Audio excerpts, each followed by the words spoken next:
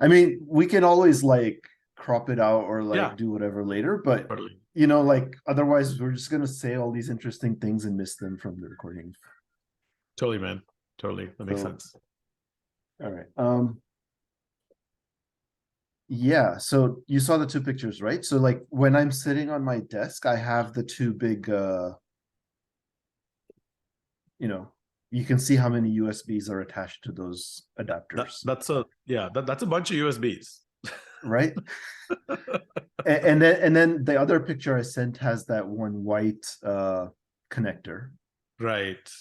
right? So that Yeah. one, the white one right now is connected to there's one is connected to the monitor and one is or Yeah, that's got an um HDMI and USB, it looks like. yeah, so that one right now is connected to one of the USB like you know Hubs. hubs. The Okay. two that I sent you, Yes. and one is connected to the monitor, right? You, Um you have two USB hubs, like two of those like towers. yes. Okay. Why do you need so many devices? What are you connecting? Well, there's like tablet and webcam and yeah, just like little different little things. Okay, let's go. So there's webcam, there is microphone, there is keyboard, there is mouse, I'm assuming. There's mouse. Mm-hmm. There's actually two webcams. There's what else is there? It's a good question. You already got the keyboard. There's also a calculator connection for the graphing calculator. Oh, wow. There's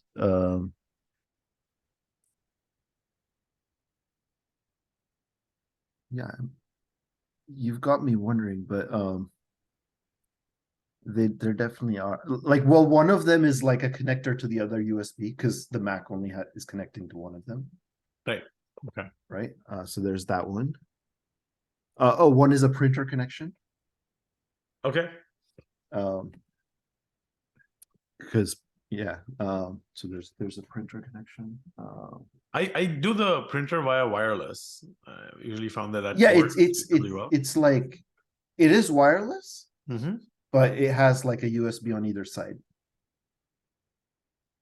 Like Why do that's well, I don't know, maybe no, I don't think this printer has like a direct wireless it built in. Like it has a got it? USB that you like it transfers a file from this USB to that USB, Oh, that's yeah. and then it goes into the printer or something. Got it. Got it. Yeah. So there's like, when did you get your printer? It's been a while. Oh yeah, like at least more than 10 years. Oh, okay. Got it. Yeah. In the last, like, I'd say 6, 7 years ish, like, there's been what are called like air printers. Yeah, So no, this printer is like it's a nice printer. nice. It's a but it's not the newest one. Like it's because I got it a long time ago. Got it.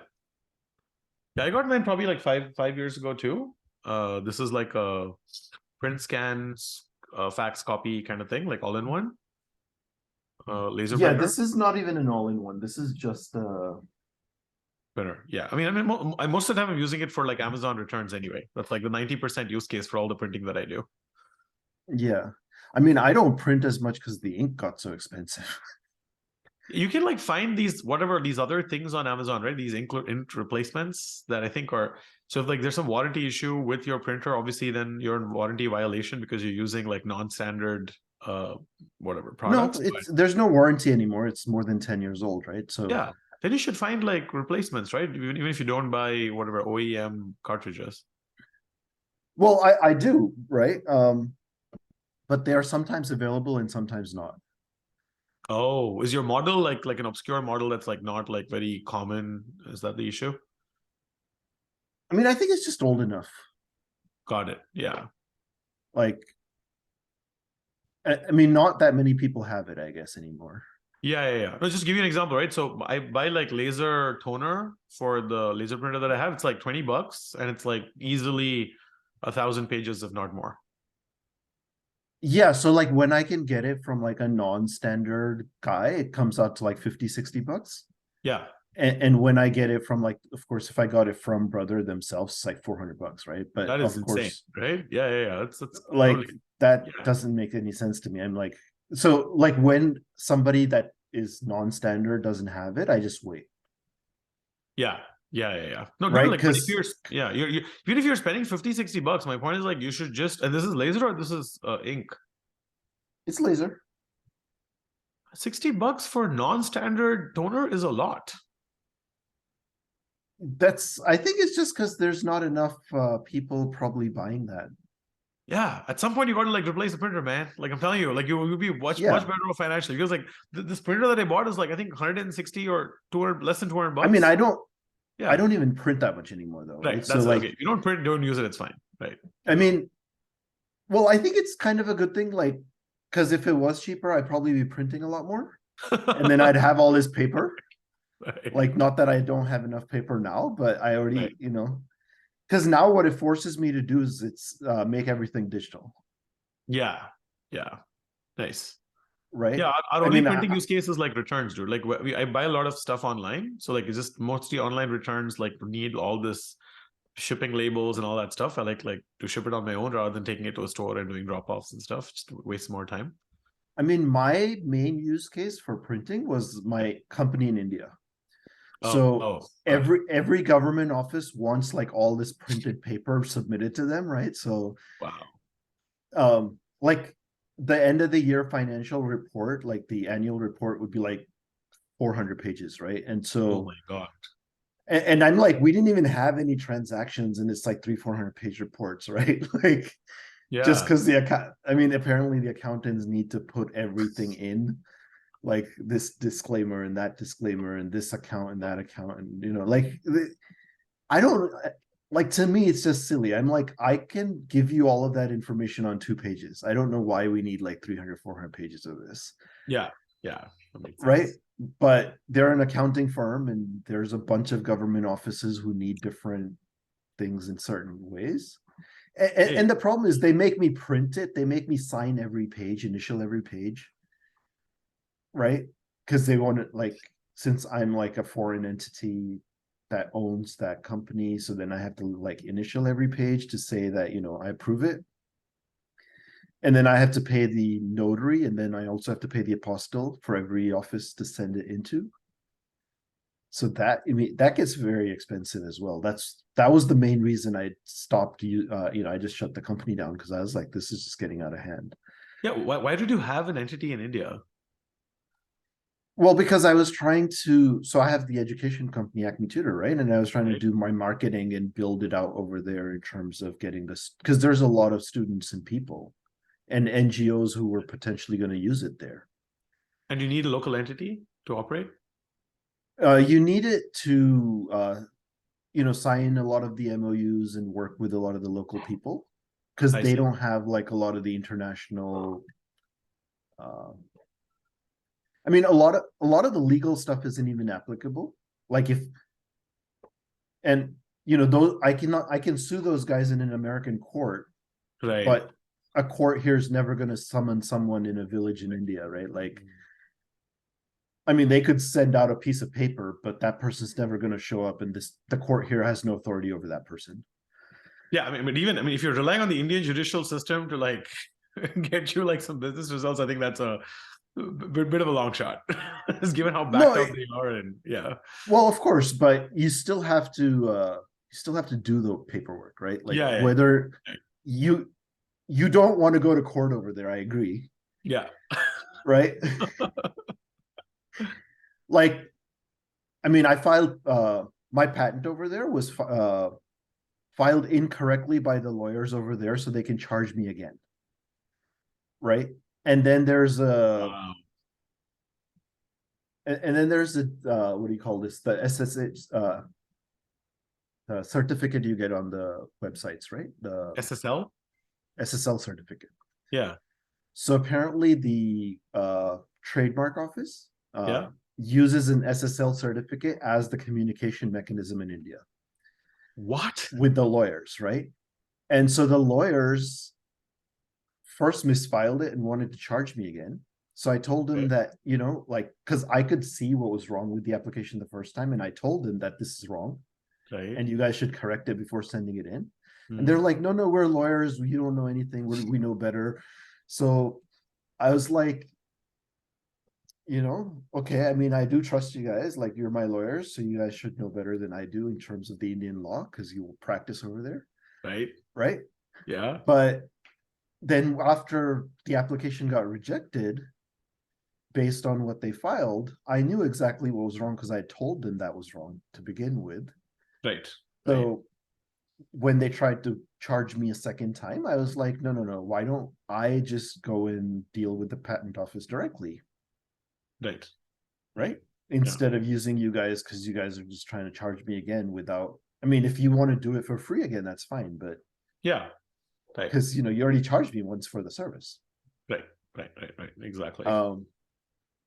But so then they held on to my SSL certificate and wouldn't give it to me because that was what was needed to communicate about the patent with the patent office, right? Oh my God.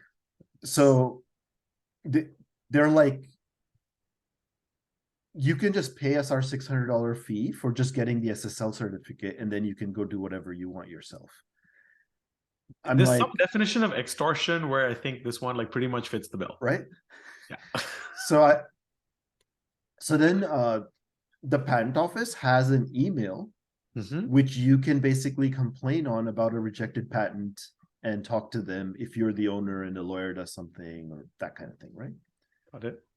So I sent that email directly to that patent office saying, this is the situation and I need your help because, it's not going to work with the lawyers, but here's my American version of it, which is already approved. Right. And here is all the other details, and here's the application number and whatever that you guys were given. So I don't get a response for 3 to 6 months, right? Which is expected because you know how it is. But somewhere between 3 to 6 months, I don't remember exactly how many, was it 4 months or 5 months, but I got an email response back saying this email is only for arguing about the patents that were rejected. And I'm like, that's what I did. Right. And then they never responded back.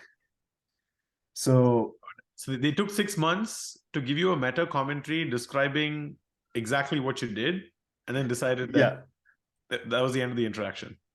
Yeah. So that's what happened, right?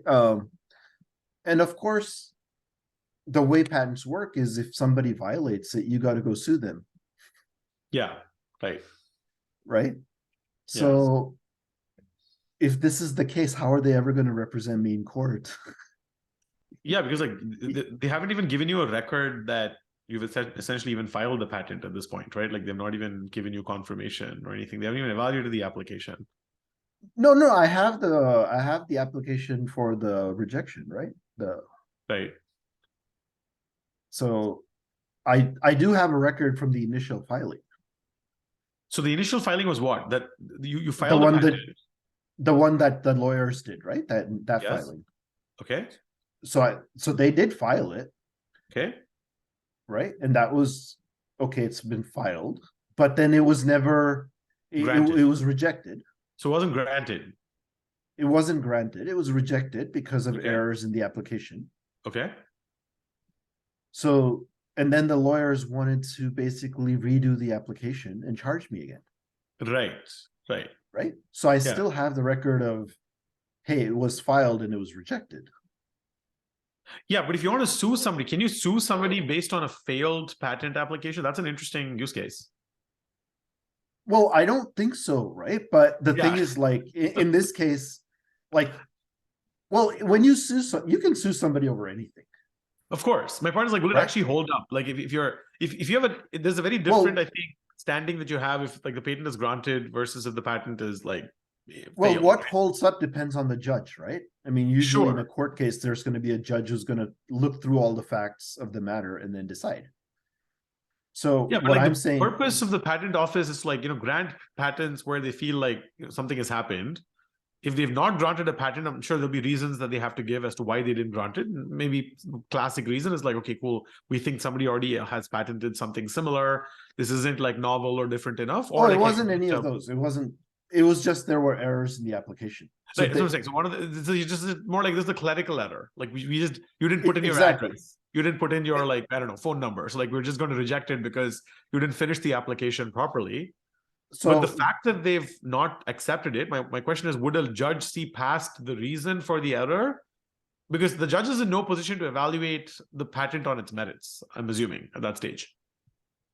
no, but the judge is in a position to know that it was filed first. Yes. And the judge is in a position to know that these patent office guys were not responsive. Right. Right. So I'm not saying the judge would be in a position to evaluate the patent itself. Maybe Right. he is, maybe he isn't, right? Right. Maybe he needs to consult experts to decide that part.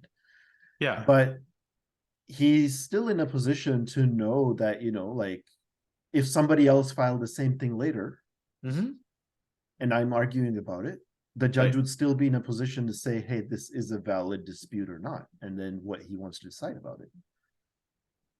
Yeah, no, it's a very interesting case. I think like if this precedent for this would be really, really fascinating because like can you, so at some level what you're arguing is let's say I filed the patent after you, right? And I have no like clerical errors, any of that stuff, and like my patent is actually granted. And so can you like claim plagiarism because I have filed the patent after you did and yours was not granted for like a, let's say it's called just a silly reason, and mine was granted because it checked all the boxes? Can you then go back, many years later and sue me and say, hey, look, dude, like I actually filed it earlier, but mine was not granted because I had these errors? Well, I don't pretty think I much would filed the sue exact same thing. you.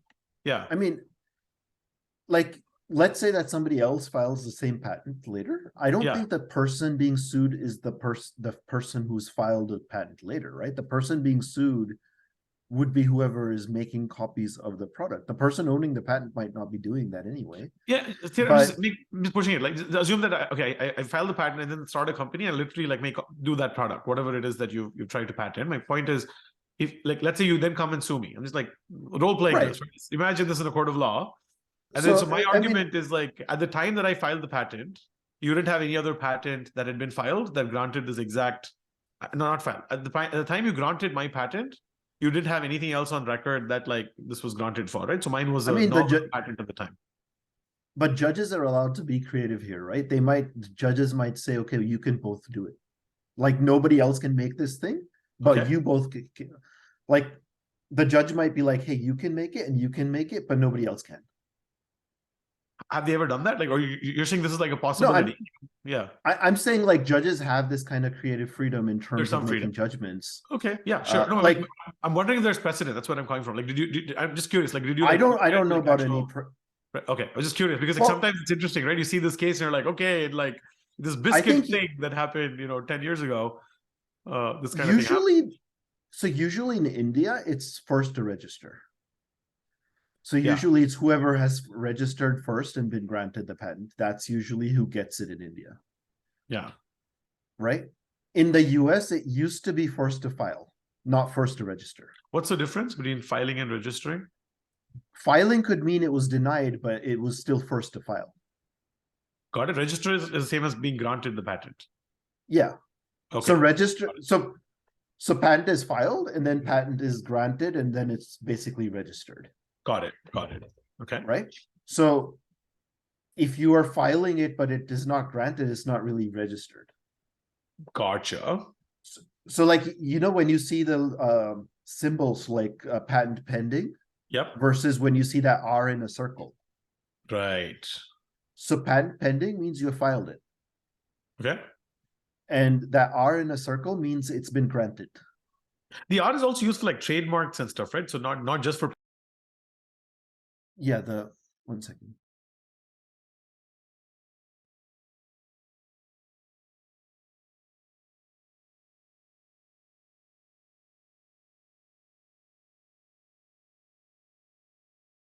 Can you hear me?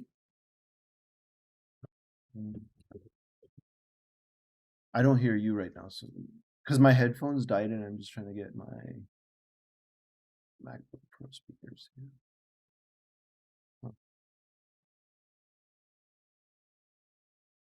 I wonder why I don't hear.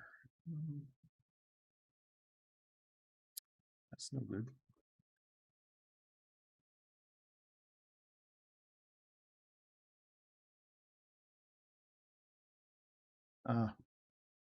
Hear what I'm saying right now. Okay, no, sorry. I always forget that Zoom has its own speaker microphone settings, which are different from the computer. Yeah. So what I was telling you, while I'm sure you couldn't hear me, was to go to the bottom left of your screen and click on the microphone, the arrow next to the microphone. Which and so it took me some time to realize that, okay, I'm saying this. Of course he can't hear me. If he could, the problem would be moot. Yeah, well, I figured it out. Yeah. So So it's interesting. Yeah. It's like every application does its own thing, right? In addition to like, system-wide controls. Yeah. But going back, I think the patent thing. So you were talking about there's differences in like, is the patent considered whatever? Like, is it the first to file or first to be granted, or like two different paradigms under which patents, the sequencing is often. so until 2013, it used to be first to file. In the US or in India? The US. In the US, Okay. it used to be first to file until 2013. And in 2013, Obama changed the rule to it should be first to register. So let me get this straight. So until 2013, let's say you and I are working on an idea. Yeah. I'm still not fully there yet. I just decide to like put in a shoddy application. Like it's not even complete with the necessary details, like a very, very pathetic application, because I still don't have the core idea yet. But I just like put it in there. It gets rejected. And then you put in yours. Yours is actually a much better application. And yours like, is like fully complete and stuff. But then if I like after like multiple rounds of review or whatever, like I'm able to get my patent through, even though I would have actually taken longer to file had I done it right, just because of the virtue of me having filed it before you did with a shitty application, I would still get the patent. No, that's not what it means. It means that you would be eligible for the court to hear you out in terms of, did you have the product? Is this patent yours or not? It doesn't mean that it doesn't mean if you put in something shitty that isn't really the patent, it's going to still work for you. Gotcha. Okay. Like, it just means that, like, who does the invention belong to? Right. So if you filed it first, yeah, it would mean that you're going to be considered as the inventor unless it's shown that, you didn't really have it.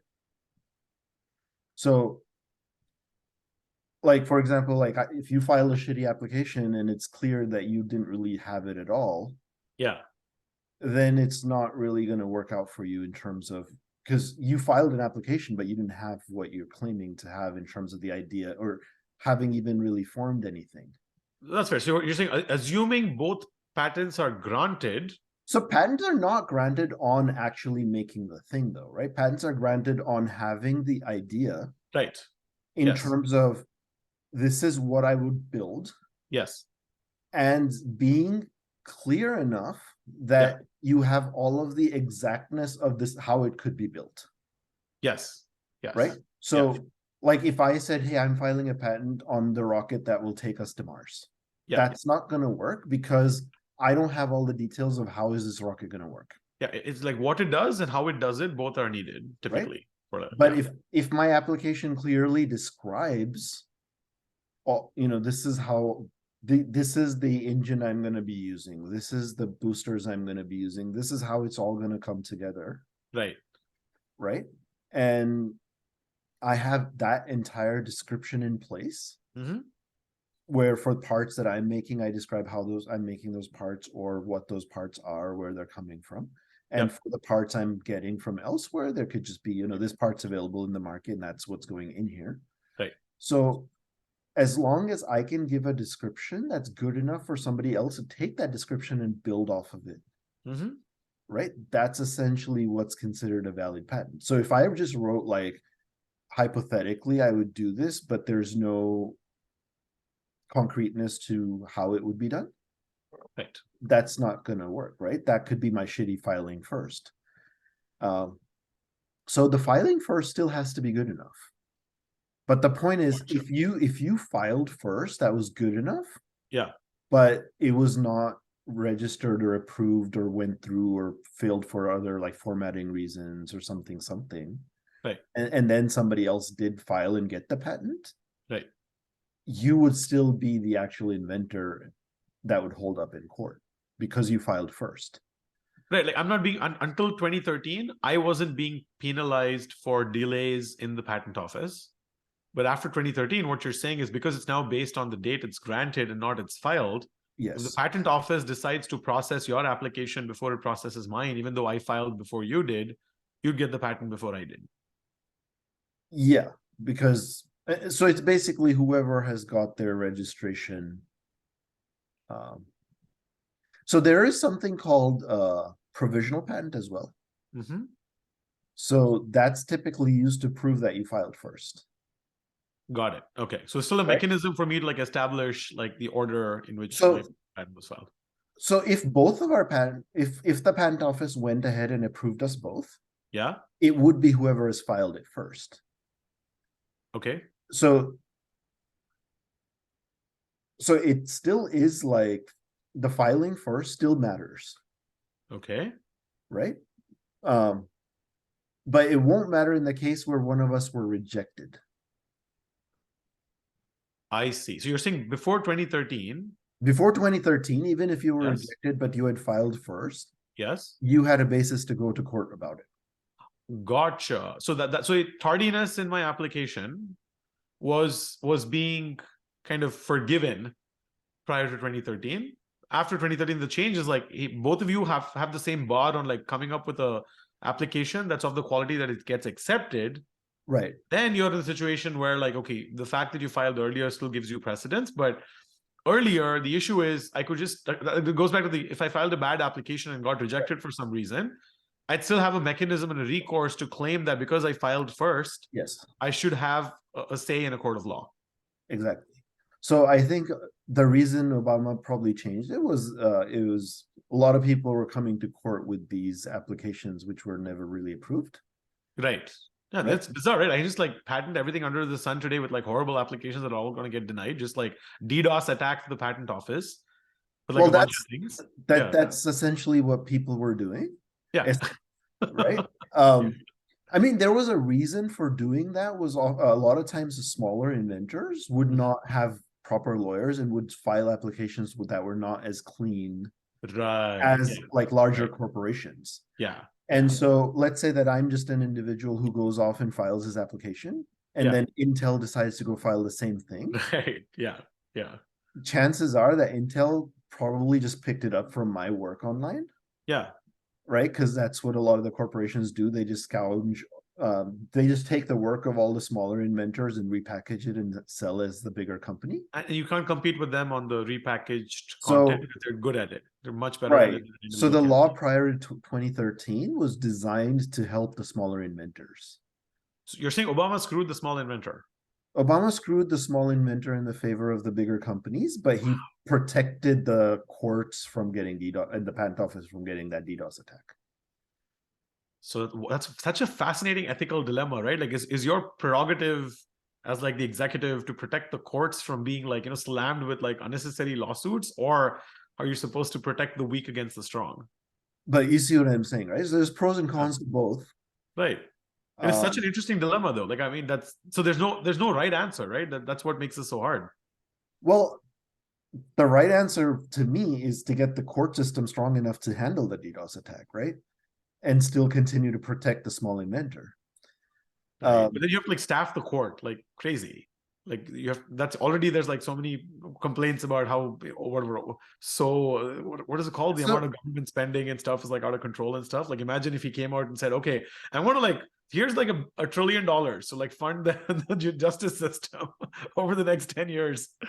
I mean, So you got to come. That's cases. where you got to start getting creative about how you go through Right. these applications, perhaps. Right. Yeah. But I mean, what Obama did is very much practical in terms of what he needed to do to run his government, right? Right. Yeah. But what the original intent of the patent office doing the first to file thing was to protect the smaller inventors. And Gotcha. when they started, they probably weren't getting DDoS attacked, right? This DDoS attacking by big corporations thing is probably newer. Like the patent stuff has been around since the 1700s, right? Right. So back in the 1700s, there was no Intel who's just going to be like, we're going to file 50,000 applications. Right. It's just not even possible back Right. then. It was probably just like, here's Benjamin Franklin trying to build his light bulb and he wants to file for that. Right.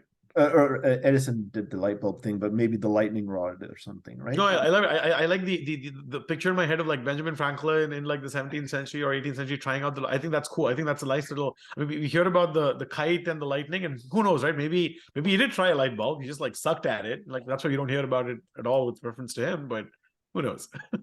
Yeah, I mean, maybe he was trying to package lightning in a box, right? There you go. That's what a light bulb is. It's lightning in a bulb, right? Like that's amazing. So, I mean, that's where I got the, because he was playing with lightning, right? He was playing with he did the lightning rod, and Edison did the bulb. There was another guy who did the bulb before Edison. Oh, really? So Edison actually basically brought the bulb from a prototype. So the other guy made the prototype. Got it. Okay. Edison took the prototype and made it manufacturable. Got it. Yeah. Right. Because Edison had huge industry. Right. Like he owned industries, right? Whereas that other guy was just a small-time inventor. Here's my prototype of a light bulb. Yeah, there's such an interesting theme, man. I think there's this version of like, I think people that you hear about in your childhood, and there's like very, very black and white kind of notion of how some of these people are like the greatest contributors to human history. And as you grow up, you realize that there's so much gray in all these characters. I think Christopher Columbus was one, with discovering America was taught to us when we were in school. And Thomas Edison inventing the light bulb was like another thing. And then you grow up and you hear about Tesla and like the conflict between Edison and Tesla on a bunch of different topics. And you're just like, whoa, this image of like this amazing, brilliant inventor who said, genius is 99% perspiration and 1% inspiration. And he has the humility to say, I'm the only person on earth that knows how not to make a light bulb in 100 different ways or whatever. And you hear all these quotes and you go, wow, like I want to be like this guy. And then you grow up and you see, man, this guy was a total dick. The way he interacted with Tesla and like the whole AC versus DC and the politics of it, and how he led this like amazing, brilliant scientist to poverty is just like, it just changes your view of like what these people are. They're all flawed humans at the end of the day. Like, I mean, he was a bit, I would say Edison was more of a businessman than an inventor or scientist, right? Although he did like he took a lot of the experiments and brought them to reality though. Yeah. So like he would find like, here's the experiment. He would I mean, those like 100 or 1,000 times of failed whatever, those are basically iterations of him trying to make it something that is reproducible and make it manufacturable. Totally. Yeah.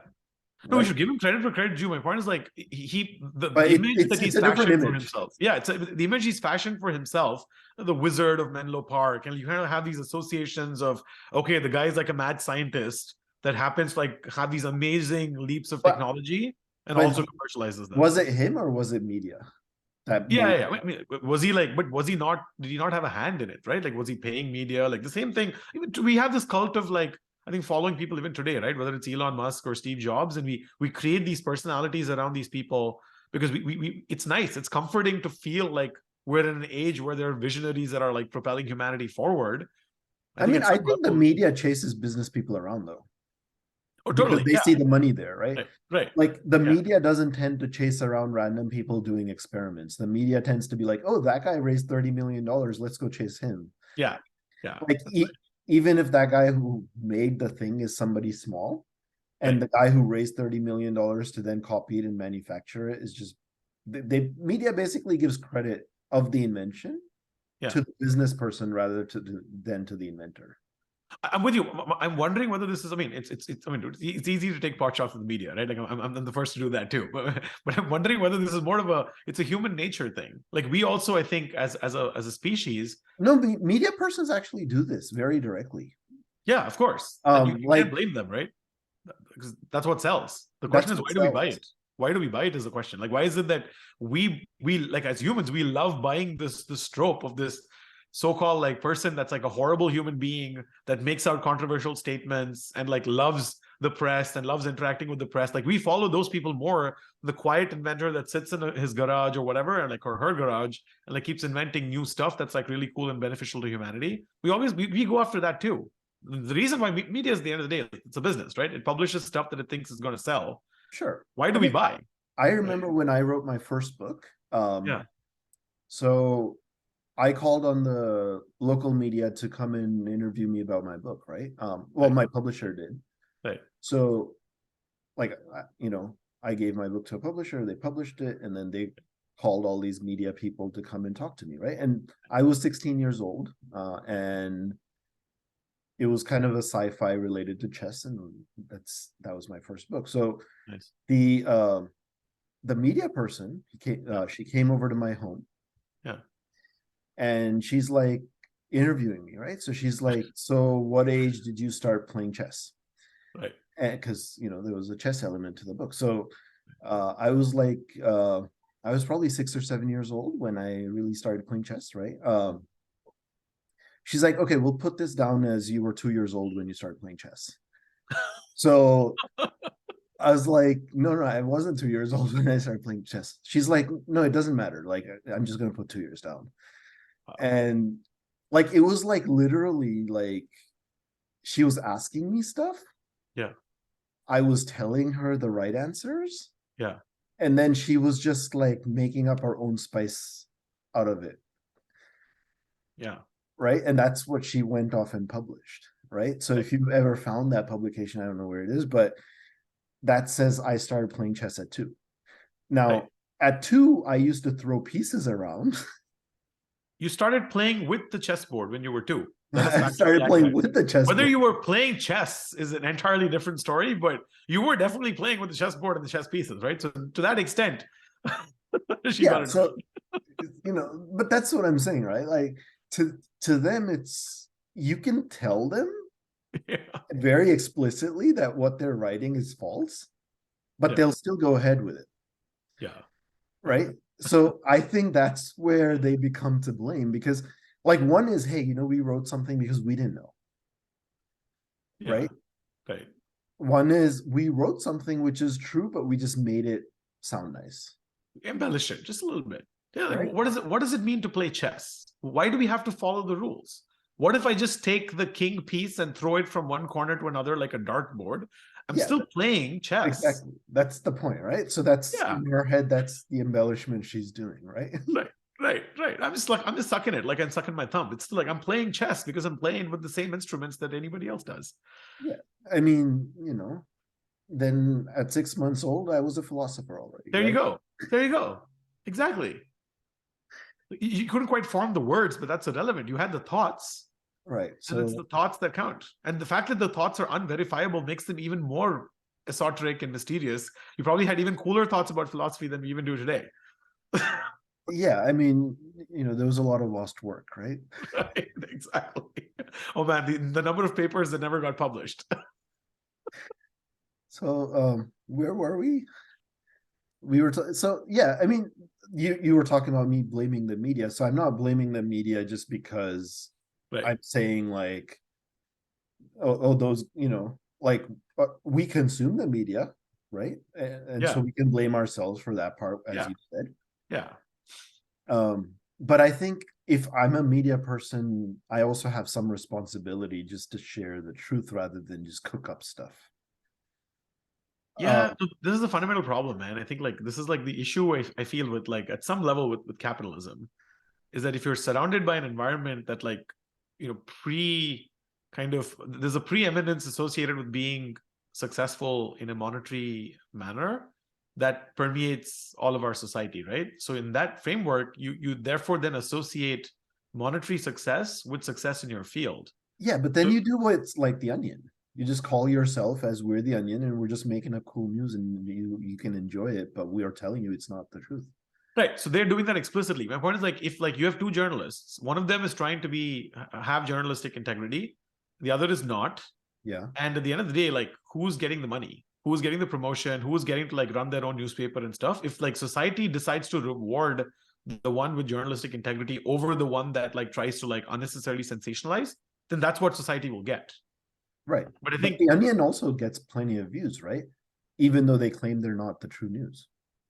Right. But the thing is, like, is there a place for like every journalist to just do satire? On The Onion is I satire, think right? Like I think satire is great. I love satire, but I love The Onion, by the way. I'm like a huge fan. Like the Oatmeal, like I love these kind of like different publications. My point is, so-called mainstream journalism. I'm just more like a question. It's like if people love like headlines that are like attention grabbing, and there was a famous meme in India where like it was Amitabh Bachchan catches a cold, was like breaking news in like this Hindi 24/7 news channel for like half a day because I they mean needed some stuff to run the stuff, right? They needed like copy.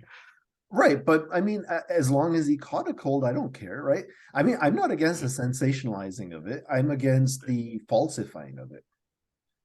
But isn't that part of the same fundamental issue though? Like even sensationalizing is an issue, right? Like why is it that we're paying attention? Is that the issue for a national, so-called national television channel to be airing at prime time? Like is that the most important thing for most people in India to know about? No, I People think, catch a cold. well, sure, but I think like the way humans have always been, they Yeah. used to sit around a fire and tell stories, Right. Yes. right? And Yeah. so those stories were a survival mechanism for all of us because we would Right. say, "Oh, a wolf attacked that guy. Maybe we should be aware of wolves." Yeah. So, Yeah. right, Right. because Yeah. each person would come and tell their story of how they've survived in the jungle, and Right. they would be around the fire telling each other how they survived in the jungle, Yeah. and those would help each other figure out, what things they need to be doing to survive as well. Mm-hmm. And so if somebody was very afraid in a situation or the emotions that somebody felt Mm-hmm.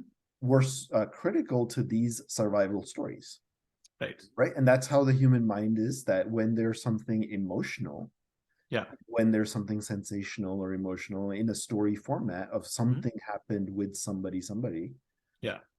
that's what we tend to pay attention to rather than this is microwaves and this is ultraviolet. Like that's just Exactly. an interesting fact of nature, but Yeah. it doesn't ring a bell as to why do we care, right? But Yeah. if I told you that, this person was able to use ultraviolet rays to teleport himself and escape the lion, Yeah. all of a sudden that gets much more interesting for why. So if I was trying to teach science or facts and then I made up stories to teach it, Yeah. I think that's perfectly fine, even if the stories are fake, because that's helping you register the facts and know them, right? And those facts Yeah. could help you in building stuff and doing science or whatever. So I'm not against the sensationalizing of those facts to make them interesting to teach. I'm against if I told you wrong facts and told you that ultraviolet is this other wavelength, which it's not, for example. Right. Yeah. Right? That's what I mean by like falsifying versus sensationalizing, right? Like Yeah. so when Amitabh Bachchan catches a cold, it's someone we know, somebody that the whole of India knows, and it's a story about him. So yeah, we all do catch a cold, Yeah. right? Totally. But we're not all known personalities. So our each of like if I told a story of a random person who caught a cold, that story doesn't trigger any emotion. That story doesn't trigger like it doesn't create much of a story for me. But if you Oh, talk totally. about Yeah, yeah. I mean, if you're talking, if the choice is between choosing random person X on the road having a cold versus Amitabh Bachchan having a right, cold, yeah, by all so means pick Amitabh. My point is like, is that even? I'm sure there are other things going on in a country of 1 billion people there apart from are, one right, individual caught a cold.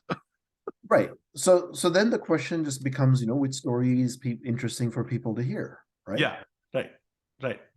And if anything, like by people watching this news and like clickbaiting it and sharing it with everybody, and like suddenly that becomes a storm on social media, you are essentially getting the media that you choose, that you are essentially like choosing by your choices, right? That's where this all leads to. Is sensationalism? Yeah, sure, you have it. It has a certain purpose and it makes sense. And stories obviously are great. And as I mean, a in any story, there's got to be the person who is the story is around, right?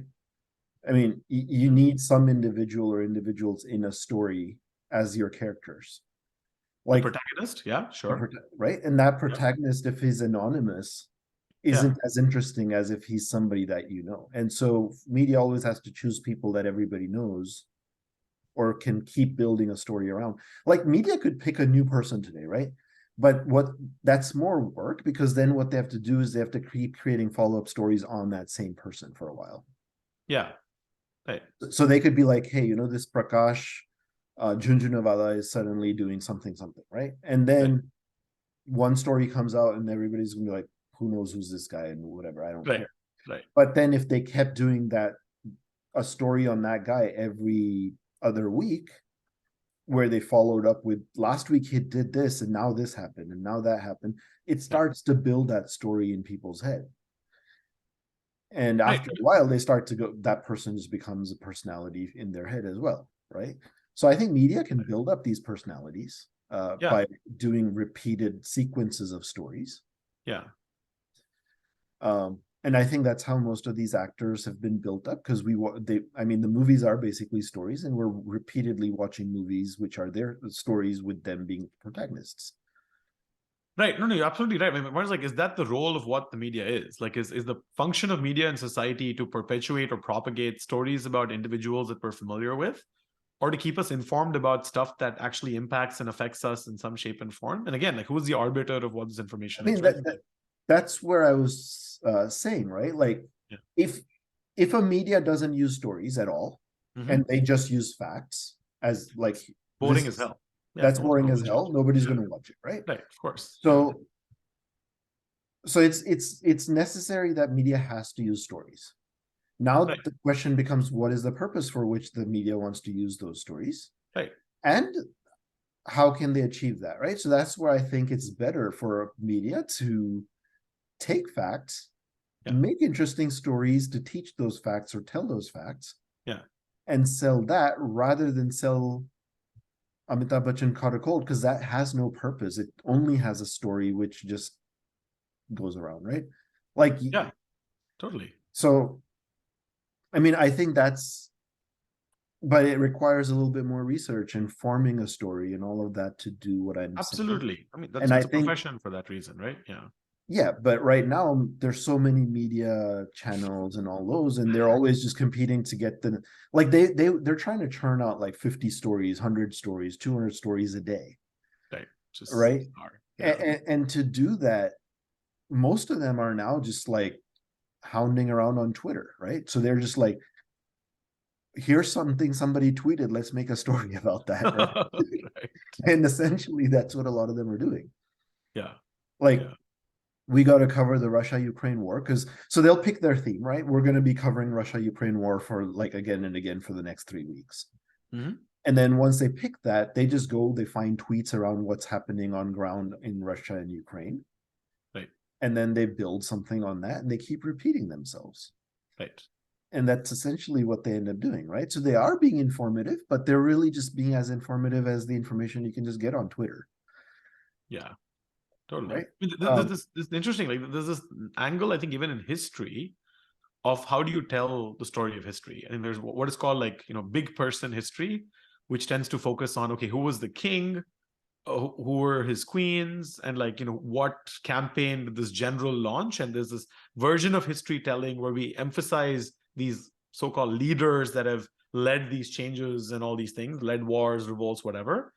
And there's also what is called like the anti-big person history view, which is, let's actually talk about history from the perspective of the peasant, the commoner, the people that are not featured on these front pages of history magazines, if you will. And it's a very different story, because it's very similar to this. Like, do you want to focus on, if somebody was like telling the story of India for the last 10 years, would they focus on the Amitabh Bachchan catching a cold, or like the average person sitting in like some remote village whose like life is completely transformed with all the changes that are happening with mobile phones and internet and whatnot? I mean, you'd still need a protagonist, right? You still need to put together a persona of this average person. Like, you can't just talk about in general the average person. You, like, even if you look at like like David and Goliath, right? So they put David as the small guy, Goliath as the big guy, Right. and then did the story from the perspective of the small guy. So people love the small guy versus big guy story. Yeah. But they only love it when you have the small guy who somehow overcomes the big guy. And you have, you really put a personality to the small guy and make him stand out, right? So like, even if you look at Jesus Christ, he was like, Jesus Christ is the savior of all the small guys and fighting against the Roman emperors and everything. So he wasn't the one in power. All these Roman emperors and were in power, and he's based, and they're torturing, and he's kind of, but they still put this one guy as the persona, right? Which is Jesus Christ. Or they still had to put the one guy as the persona, which is David. So you could talk about the Indian public or Amitabh Bachchan, but you'd still have to name this kind of underdog person and kind of do it like a story from this underdog person overcame the mobile revolution in this way. Yeah, I mean, it depends on what your purpose is. Like history typically tends to like, because historically history was commissioned by kings who want to write down their own legacy. So they obviously had people write down their stories because that's what they wanted to see, and they wanted those stories retold and over again. But like there's this angle of like telling history from this lens of, I don't want to be biased. It's not about Christopher Columbus landing in America. Like, who were the other people who were on the boat with him? And like, what was their experience of like experiencing the US? Why should it be about this one man and like this quest for like gold that like does that? That's one view of history. That's great. That's really helpful to I mean, know. those other people were people prisoners, right? That the Queen of England or the King of England at that time commissioned for Christopher Columbus to take from the prisons and take them with him on the ship. Right. So you want, why not tell their stories as well? Like that's, I think, the kind of like the thought on like how we should tell history, right? Don't just focus on the one guy leading the army. Like talk about the soldier, talk about the average soldier, because they're like, they represent the multitude. Right. Columbus doesn't represent like the mass population that existed at that time. He's like one person. But how different do you think the rest? So they're, well, I mean, you could make a story about, this guy was in prison and then somehow Columbus came and rescued him and took him on a ship. Right. And then this is what he did on the ship. So you could definitely make a story about one of these guys. I mean, totally can. Yeah. And like I don't think you can do it like en masse for all the guys at once. You would have to still pick one. Right, of course. But the point is like, you will get a lot more empathy for both sides when you do it this way, because otherwise you see it so much as almost a binary conflict between a white settler coming in and like colonizing a native peoples and like massacring them and conducting genocide over the span of like a couple of decades. Yeah. Versus like when you see the instruments of his destruction as well were people that were, like you said, themselves in chains. They weren't doing it out of some like, maybe, who knows, right? Again, I'm just hypothesizing here. It's not like Christopher Columbus's like, prisoner-ridden army was necessarily there with the intention of like, I seek gold in the name of Queen Isabella, or like I'm here because I want to advance Western civilization. No, that's why they all revolted against paying taxes once they got here, right? Right, exactly. Because they were all prisoners and they felt like this is their path to freedom. Right? Yeah. And it also like, it helps you see Christopher Columbus, I think, as a more gray character when you start doing this early on, versus like when I was a kid, dude, like it was very black and white. Oh my God, Christopher Columbus, what an amazing guy, discovered America. Forget about the fact that there were people already living in America when he came there. It doesn't matter. He was always a great character to me. I've never felt like he was a white character or black character. Like no, white meaning like black and white in the sense of like he's a good guy. Like, he was seen as a very, very good guy. That's what I'm saying. So I mean, he was a white person, but he's I'm saying he was a great character. Yes, the caricature, like the narrative about him was very positive. Like you as a child, I never heard that. This is like, so the story is why it matters so much, right? It might also be where you got the history, right? Because I read that history in the US and he wasn't so black and white. Right. In India, it's not though. It's not what we tell ourselves. This is like an inherent bias. You're absolutely right. There's the way in which I think India or Indians are taught the history of the world is very different than I think how it's done in many other places. Right. It's a real problem. Yeah. So, I mean, the way in India, the early education works is this is general knowledge. So here's a fact, here's a fact, here's a fact, here's a fact, learn them all. That's essentially how Indian education works. So they'll be like, what is a fact about who discovered America? Okay, memorize Christopher Columbus. Yes. Okay, what is a fact about who came around the Horn of Africa? Okay, Vasco da Gama. Okay, memorized. Yeah. Right? So the way early Indian education works isn't so much of understanding the story at all. It's basically, here's a question, what is the answer? Here's a question, what is the answer? That's essentially how the Indian education works, right? the education in the US was a little bit different in this way, in this thing. So the way it works here is, here's the story of Christopher Columbus. So you're going to read a chapter about that, right?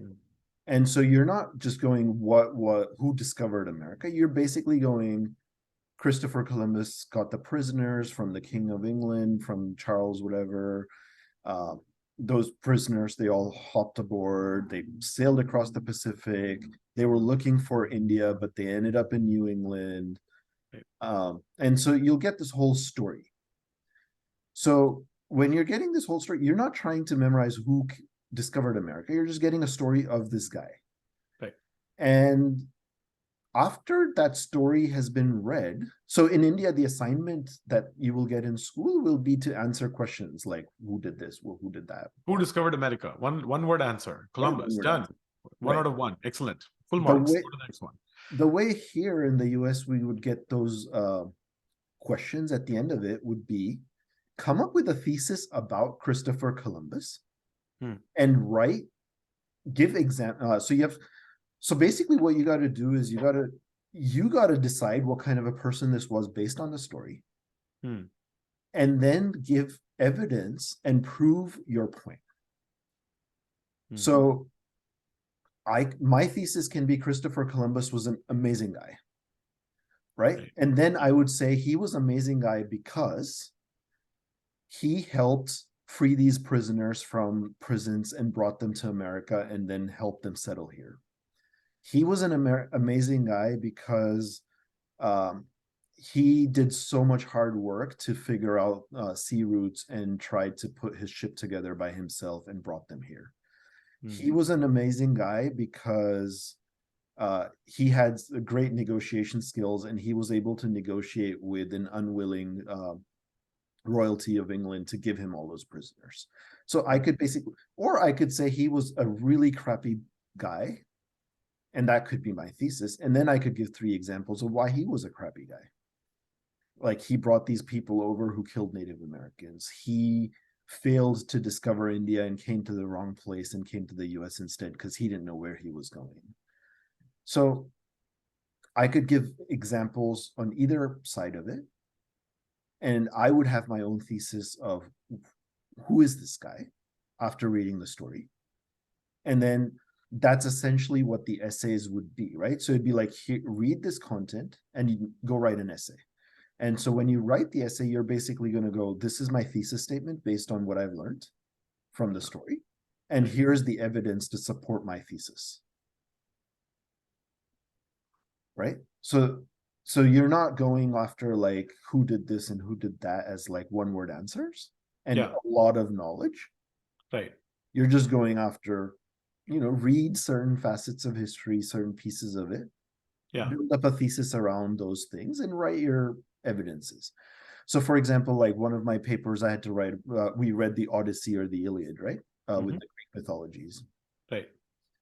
And so then I had to go write a paper on, okay, so now you've read the Odyssey, so now go write a paper on something from the Odyssey. So come up with a thesis and give the examples. So I was like, okay, my thesis is that there's a debate about fate and free will. Right. Like, do humans control their fate, or do gods control their fate? And so my thesis was that in Greek mythology, the gods control the human fate based on human behavior, of how much the human has pleased the gods. But when there is let's say that I've pleased Zeus, but I have pissed off Poseidon. Right? So now these are nature gods, right? Poseidon is the sea god and Zeus is kind of the overarching god of the gods. Lightning and rain, whatever. Right? So it's kind of like Zeus is the chair of the board and Poseidon is one of head of a department. Right? Yep. So when I go, now if I am Odyssey and I go sailing and Poseidon's pissed off at me, he's going to create storms for me in the sea because he's the sea god. Right? But Zeus is going to protect me against these storms and help me survive because I've kept him in my like he's pleased with me. Hmm. Right? So the way the Greek mythology is kind of like set up, if you read the Odyssey, my thesis was basically that these gods are essentially, they have their, so the gods are the different free thinkers helping humans Right. in their own ways to navigate the world, right? So the human is basically pleasing the different gods through his actions. And that's a choice. So the free will in humans is to choose which god they choose to please. Exactly. So So that is which still god free I choice. choose to please is my free choice. Right. But then those gods, how they are able to help me or they work against me, Yeah, is between the different gods doing their things then. And right. so if there's a committee of gods, you know, the god that has more power is going to overrule the other smaller gods. Right. I mean, again, just Right. such an interesting idea. I just love this So explanation here, right? And the question I have for you immediately then is like, if there is such a strict hierarchy in Greek and Roman tradition with like Zeus or Jupiter like reigning supreme over the other gods, wouldn't this thesis then lead to the inescapable conclusion that like pretty much anyone that's like analyzed the pantheon should only be supporting Zeus and not angering him, or rather never piss off Zeus? never piss off Zeus. Exactly. Should be like the most important thing. I don't care if I piss anybody else off, should be the overarching theme. But you don't see that, right? There's characters in the Iliad and the Odyssey that like actively, I think there's one place where I think there's a bunch of folks on the shores. Poseidon sends a couple of sea monsters to come and eat a couple of people up, because he wants to make this claim that they are not speaking the truth or something. So they make this proclamation that, if I'm not saying the truth, let me be eaten alive or something. And Poseidon comes there. The idea that there should be such a very clear distinction between. No, but it also depends on where you are in what situations you put yourself into, right? So for example, if you're going to travel the seas, you better be on good terms with Poseidon. Because what if it comes at the cost of like pissing off Zeus, though? That's the question. Like it's fine to be on good terms with Poseidon, right? My point is, if you have to take an action, you have to choose. I can either piss off Poseidon or piss off Zeus. So let's say you have to go by the ocean. That's the dilemma that you have, right? Right. Right. I mean, in this case, Odyssey chose Zeus in the case of Odyssey. In all cases, yeah, all the time. Right. It's like, go do whatever, never ever piss off Zeus. It's like, but that's like, it's no longer like a dilemma anymore. So in that sense, I don't really have free will. It is a dilemma because it may create more or less suffering for you. Like, for example, maybe Zeus doesn't like you that much, but he's not pissed off and you've managed to somehow keep Poseidon pleased. So then your sea travels are going to be easier. So some threading the needle is what you're talking about. Like, there's got to be some like interesting path there for you. I mean, it's like Shankar is having to manage both US and Russia right now. He's doing an excellent job. Right? Like, how he does it, but guys just I mean, if you piss off US, you have other trouble. If you piss off Russia, you have other trouble, right? So you got to thread the needle and do your thing. Now, if you're not that diplomatic and not that clever or whatever, or you can't manage it, you're going to piss one or the other off because they're always at odds with each other. And that's what we did, though. We were doing that from the 70s all the way through till the 2000s. I feel like we were like definitely in the pro-Russia camp and like the anti-US camp. It's only after Clinton's visit, I think in the late 90s, that relations have started to get better. I mean, part of it was US had never had anything to give us compared to Russia, right? I mean, it's only now that US has so much power in terms of what they can provide to India as well. Like, yeah. I mean, also, ideological issues too. I think like what happened after independence is, I think a lot of the West sided with Pakistan. They were seen as being more similar to the West than India was. And there's like stereotypes about snake charmers and elephants. It wasn't that. So the West had a policy of whenever there are two countries fighting, always support the smaller one because that helps you keep your divide and conquer and it helps you maintain your supremacy. Right, but they didn't do that consistently. They didn't support India against China in 1962. It's like that's like even this. They've always supported India against China though. Not in 62. Like in 60, like literally the only reason we were able to get peace, I think, in 62 with China. I mean, US might have been like tangentially involved here and there, but like it was basically because Russia came to our aid. And that's where like the relationship with Russia started to get like thicker and thicker, right? Because in two of our biggest conflicts. But in 62, US wasn't in a position to help either country. They actually did not provide weapons to China or India at that point in time. Russia, what it means, like they didn't even like sign a UN security resolution like condemning what China did. Like the things that you would expect, like if your policy is I'm going to support the weak against the strong, and I'm going to do that always, and if I'm going to do that consistently, there's certain set of actions you take. I mean, that's a general guideline, right? Like, of Yeah. course, you can choose based on different situations of like, I'm going to do this here or there. But the Yeah. general guideline has always been like support the weak against the strong. So, like, if you look at Ukraine, Russia, if you look at Iran, Iraq, if you look at Afghanistan, Russia, if you look at South Korea, North Korea, if you look at Korea versus China, if you look at Vietnam, Taiwan versus China, if you look at Vietnam, like wherever in the world you look, if you look at like any two countries that have a conflict, Yeah. Israel versus the Arab nations, US is always there supporting the smaller nation. Right. But I mean, it's interesting because like there's almost this like Right? I God mean, complex of like, protecting the weak against the strong, which often this kind of, I think, conflating the weaker party with like being the victim and like the stronger party is being the aggressor, I think is a serious issue, because that's a pathology. Like it's not always the case that the no, stronger party is the one that's doing the thing that is because it's, unexpected. yeah, because it's not about morality. So what you're saying is like it's not about who's the aggressor at all. It's about, see, if a bigger party and a smaller party fight Yeah. and there's no one else involved, Yeah. the bigger party is going to take over and beat the smaller one up in general, Sure. Yeah. right? Yeah. Like the bigger guy will in general beat the smaller one up. Totally. Yeah. So now the bigger one will basically overpower the smaller one and dictate this is what happens going forward. Right. Now, if there's this third person who wants to maintain supremacy, Yes. they come in and they help the bigger one. Of course, the bigger one's already going to win, so now nothing happens. The bigger one just gets more power and control over the situation. So if they help the smaller one, they keep the war going on and on and on. Because anytime the bigger one tries to attack the smaller one, this bigger third party comes to the aid of the smaller one. But Yeah. right?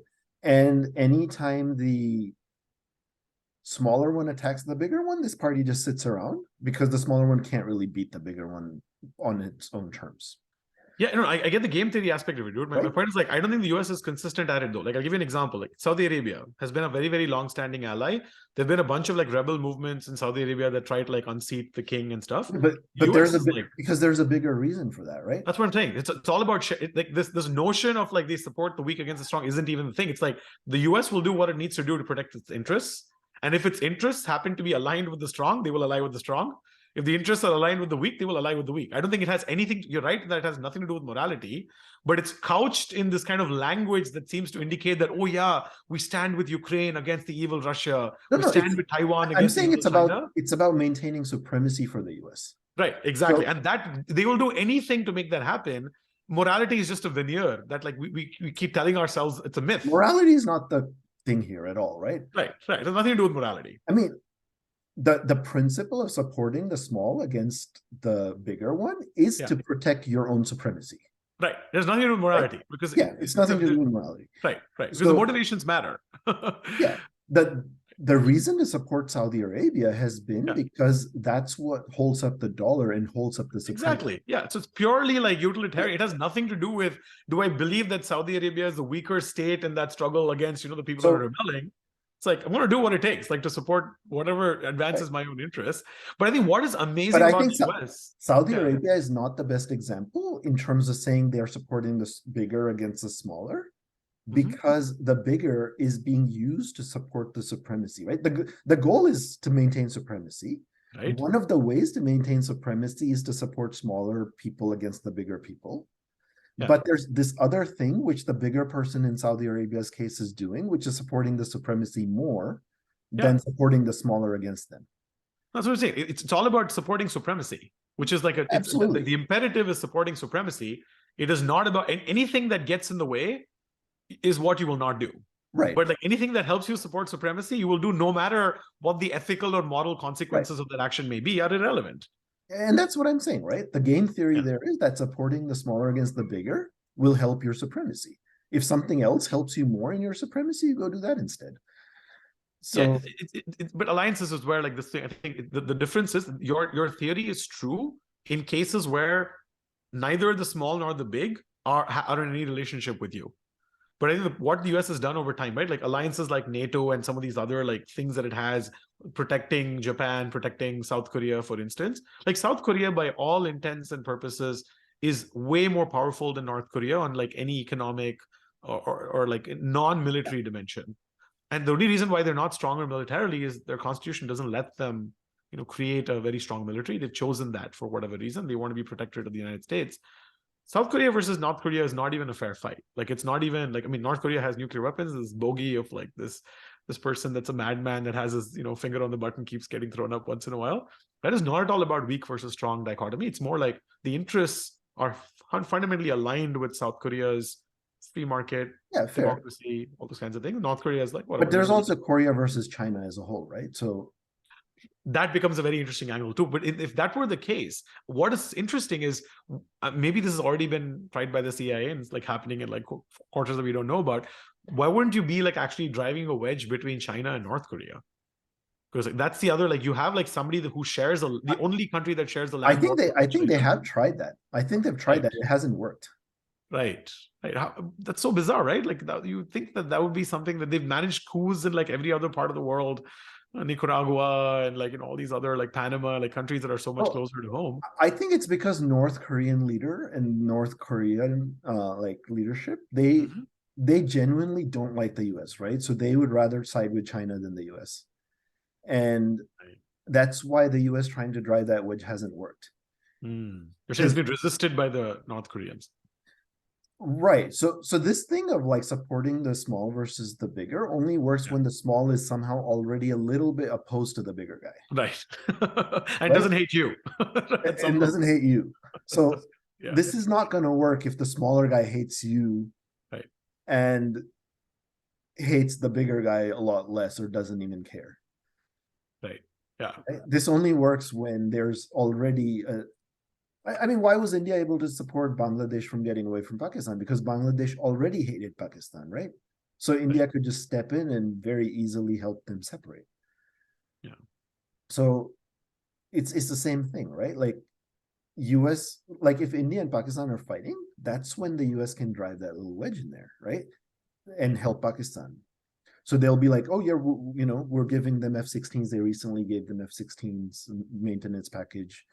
So they're just like, oh yeah, it's just maintenance that we're obliged to do from before. But actually, I mean, everybody knows that India made Tejas and they were trying to do that to kind of balance off the Tejas inventions, right?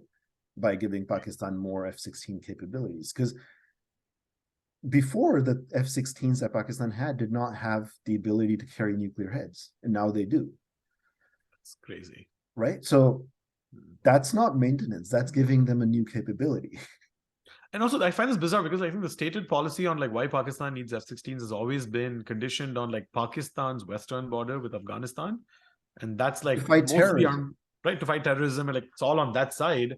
Right. And of course, like a lot of the stuff ends up on the eastern border with India. But it's quite bizarre to see how sometimes the US will turn a blind eye to all this stuff and like continue acting as if like nothing has changed. Well, because like I said, it's about, what helps them maintain their supremacy. Right. See, I think this is what I was trying to tell you earlier. Is the most amazing thing that I think the world can learn from America is like, how do you tell a good story?